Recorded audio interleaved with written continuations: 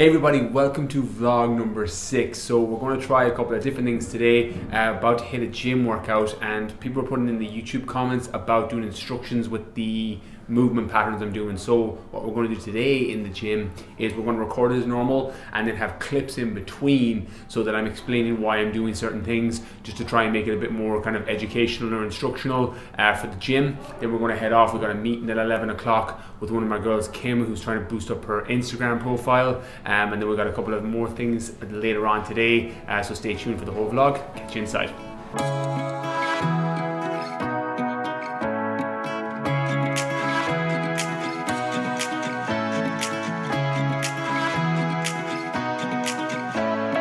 Okay, warm up, because we're doing a lot of lower body stuff, some explosive work. We're warming up. One of my favorites is this Smith machine. It's got the resistance heavy so that you don't have all a pop up with like normal Smith machines. So 5 lunges right side, 5 lunges left side, 5 squats, repeated 3 times, just to get legs firing and all the muscles in your quads and glutes activated.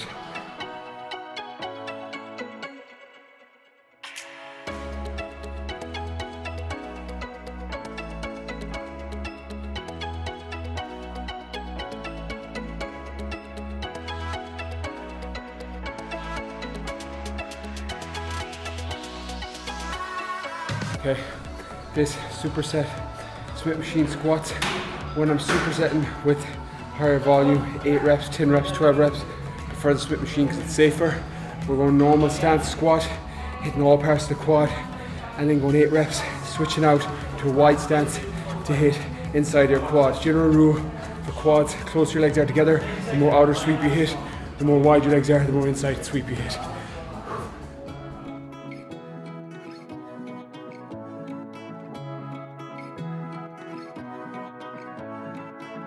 Okay, tricep, bit of chest, upper body, shoulders, hips. Swiss ball, 8 reps, core stabilizer, focus on your chest. Then plyometric across the boxes. These are the ones I love doing with my GA players, working for explosiveness and power. And then kettlebell swing, single arms, get the heart rate up at the end.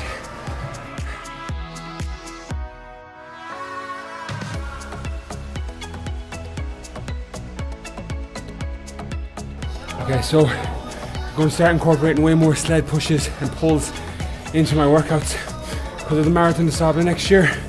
There's a lot of sand dunes in Morocco in the Sahara, so in between bouts of running we got to climb up sand dunes and climb down. So I'm going to try and condition my legs, glutes, hamstrings, and probably nothing harder in the gym than a sled push, sled drag or sled pulls. So a lot more of these will be in my training over the next couple of months.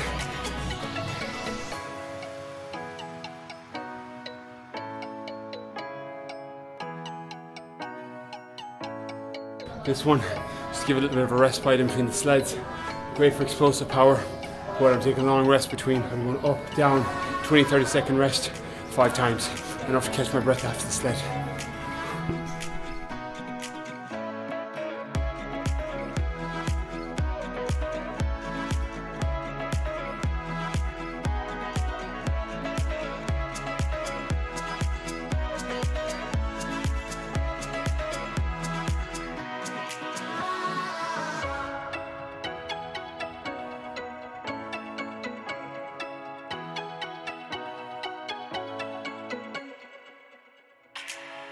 Superset for abs. To finish, we're going straight leg ups. Try and keep all the tension through your core. If you feel your hips kicking in, your legs aren't straight enough, or you're kicking up too high or going down too low, supersetting in with knee ups off the bench, back straight, shoulders back, and then pressing out through your heels to engage your abs fully.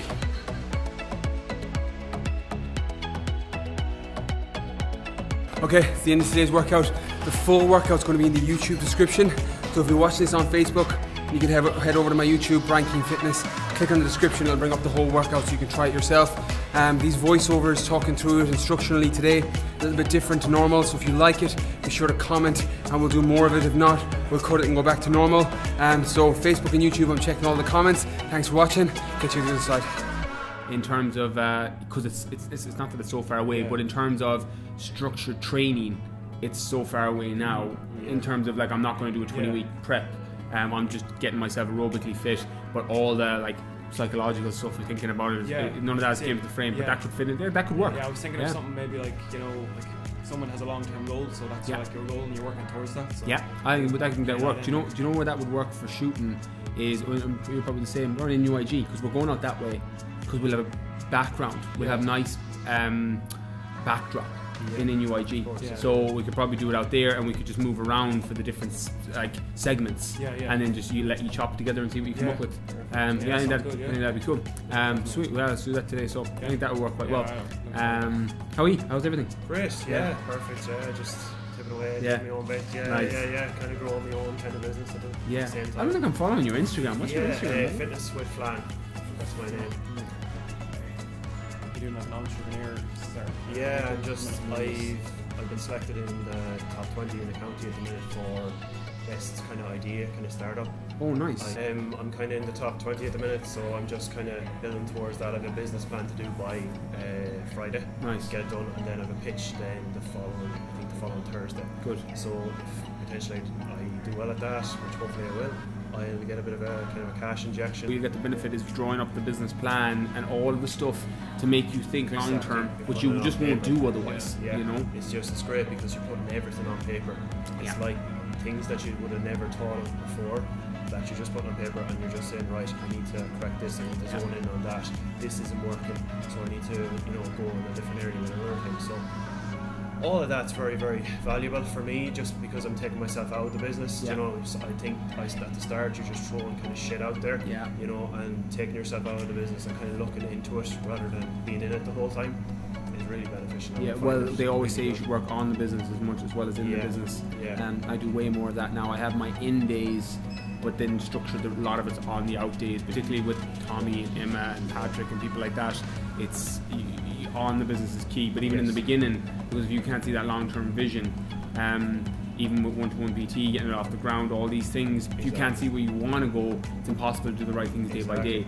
You know, it doesn't always pop. I don't know what the Instagram algorithm is, because your shit used to pop up on my feed and then it stopped. It's the same with yours, like mine. Oh, I have to turn on the notifications, because you're used to come up on mine. Because I used to get all the soccer things, and I'm like, fuck it, that's sick. Like, and now they stopped because I went into them and I'm like, shit, I didn't see any of these when I was clicked into the profile, whatever they were chatting to me. I'm like, none of these come up on my fucking feed. Like, but yeah, that makes sense. And how are you getting on? Flying? Yeah, really good now. Like, I obviously didn't go to college this year, and I don't know if I will next year. But like, I'm loving what I'm doing at the minute. Like, you know, I might be earning the money but it's not about that at the begining. The beginning is about planting the seed for down the road. That's it. Like, you know, the money thing isn't really an issue for me at all. Yeah. Well, you don't have a high quality, like your life. You're when you're at home, things like that. Like, that's for the advocates. You know my story of. You know my story of moving back in with my mum and dad and stuff like that, saving costs. That's what it's about in the beginning, and then after that, it's just building on that.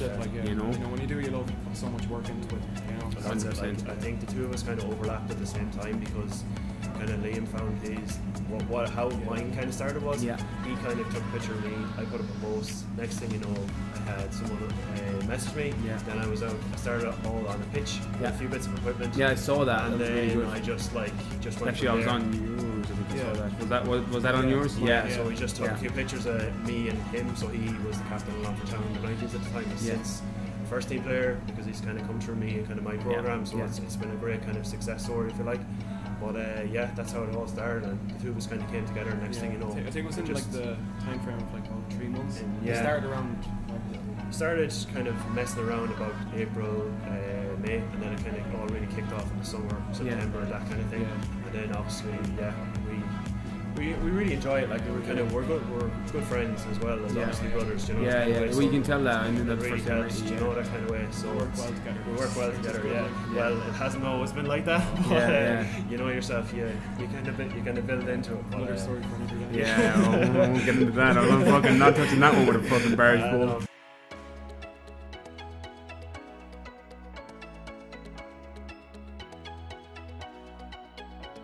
Okay, post-workout meal. Broccoli, baked potato, chicken, and some organic ketchup. I think I put that on vlog 1 or 2. Normal ketchup is full of loads of artificial shit, so I try and get the organic one that's just raw cane sugar, tomatoes, and a couple of other ingredients. So about to head off to NUIG now to meet my girl Kim, who is building up her Instagram. She started her own Instagram page, a fitness page.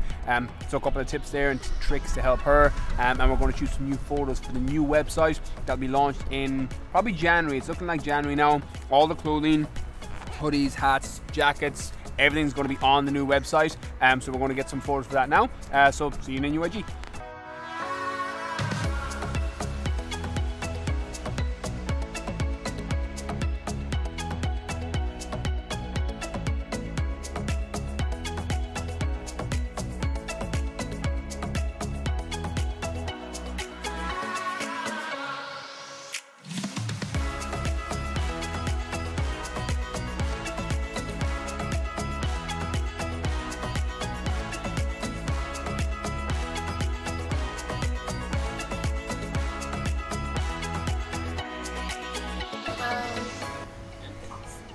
Basically, the main questions was about competing.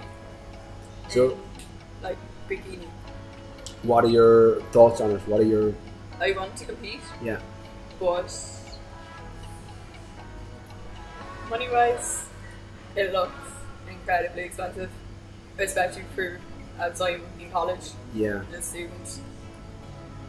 The thing is with competing, and that's something I should be able to help a lot with, because I used to prep people for shows. That's what I did before I went down the kind of the online route and working with more athletes and GA players, particularly when I used to compete.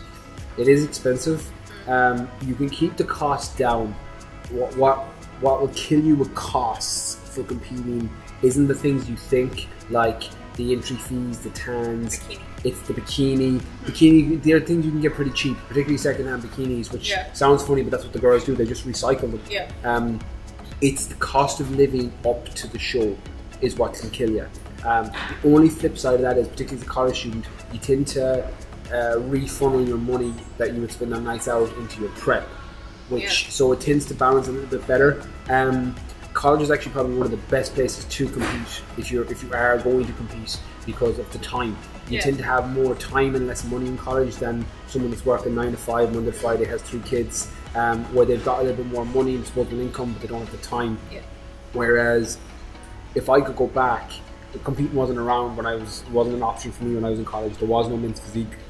Men's fitness had just came. It was only bodybuilding. I built to the top. So the top is your bikini, the top is all these extra things.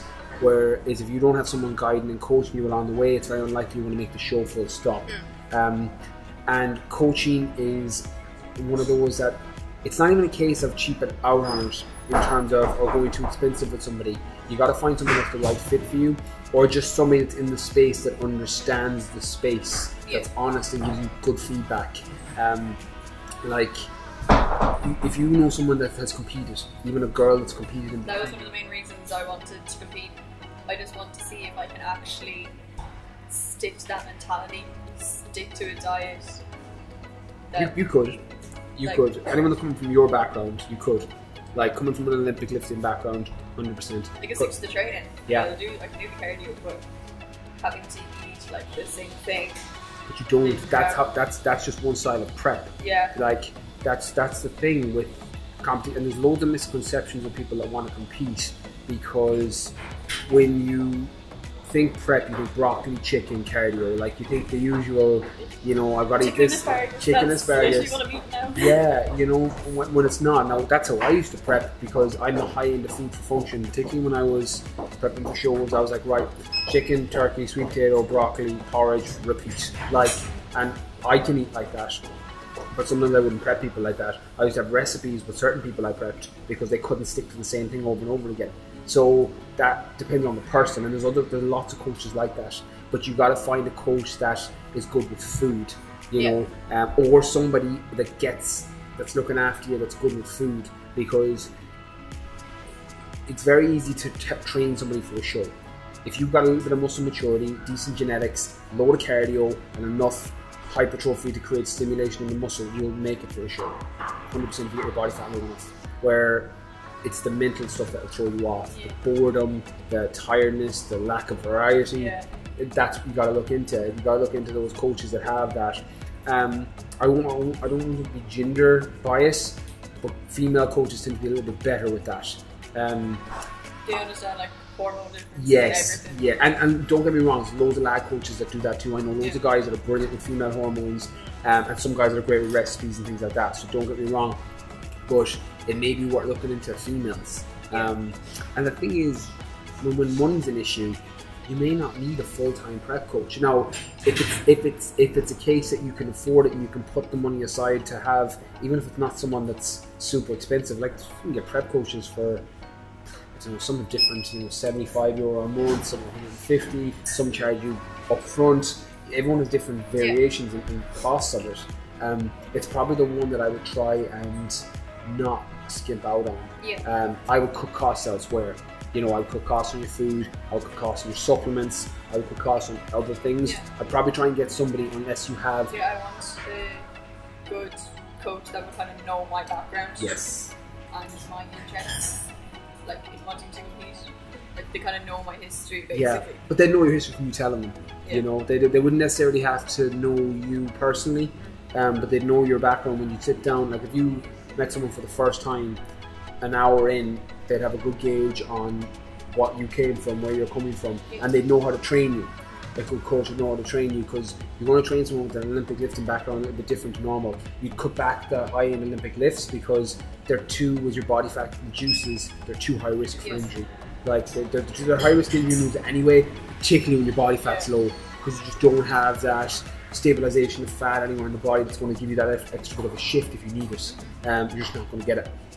So maybe it would probably be next year though. Yeah. Because before I'd ever decide to fully compete, I want to have at least 7-8 months of where I can focus on actual bodybuilding. Yes, 100%, which is smart, which is very clever. So if I was to compete, I'd probably decide by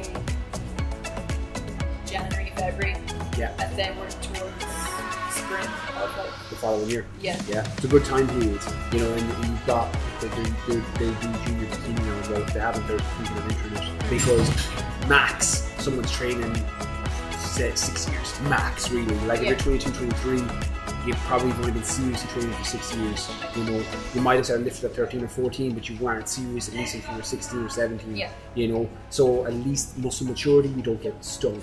You know, we're going to head on now, Kim. So tell people where is the best place if they're going following your powerlifting, your Olympic lifting, your future bikini.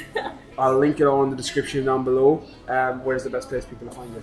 Kim Murray Fit on Instagram. Kim Murray Fit on Instagram. Go check out her lifts. She's like, what are you, 48 kilos? 47. Yeah, some of her lifts are ridiculous. Lifting like fucking double body weight. It's nuts. Kim, thanks so much. Thank you.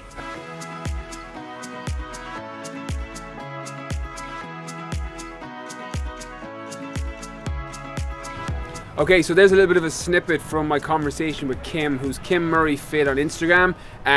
We're going to post the whole conversation up on YouTube and Facebook as well, so I know a lot of people will get value. Anyone that's thinking about competing, men's physique, men's fitness, bikini in particular, I talk about all the things with costs, getting a prep coach, and we kind of really flesh that out in terms of is competing something that's going to be good for you.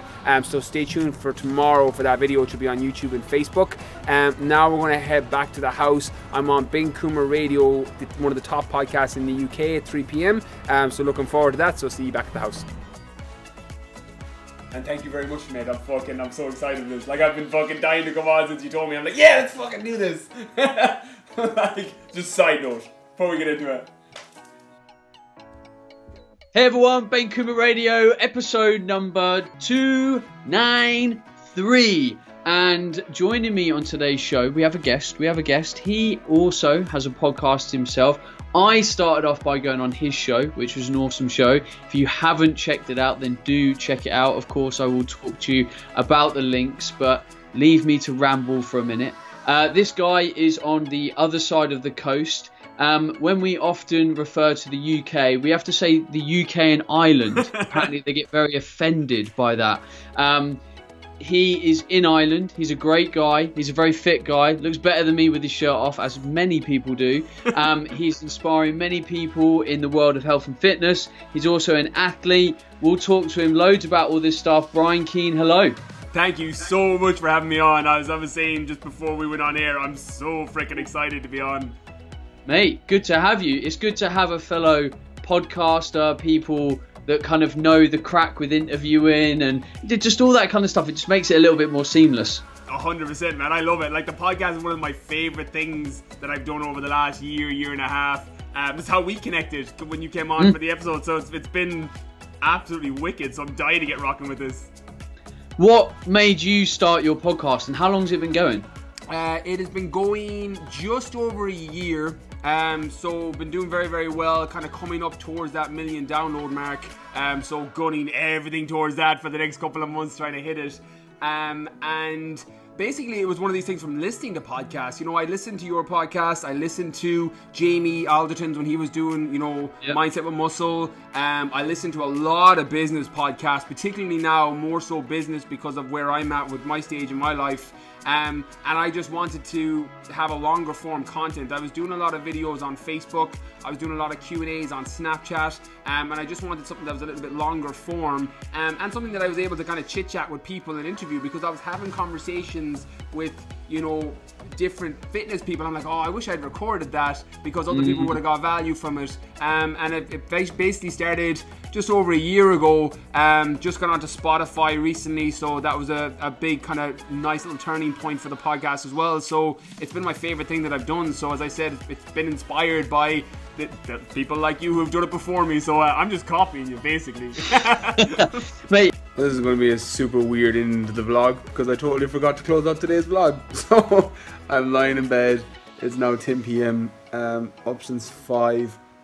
So ready to absolutely conk out, pass out. Bono glasses are on because I've got blue light on my phone. So this is officially closing out vlog number 6 from bed.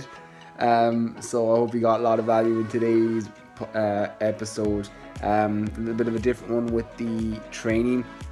So the instruction videos over it, and then meetings and stuff all day. It's been a pretty jam-packed day with podcast interviews and meetings and consultations and things like that, and getting people set up with the program, which wasn't shot on the vlog because it was just a lot of me replying to emails, so we didn't go too crazy with that. So anything you liked in today's vlog, comment it down below. Anything you didn't like, comment it below as well. It gives me direction, and Tommy, who edits it, direction on where to take the vlog. So thanks again for watching. Officially closing out vlog number 6. See you all next week.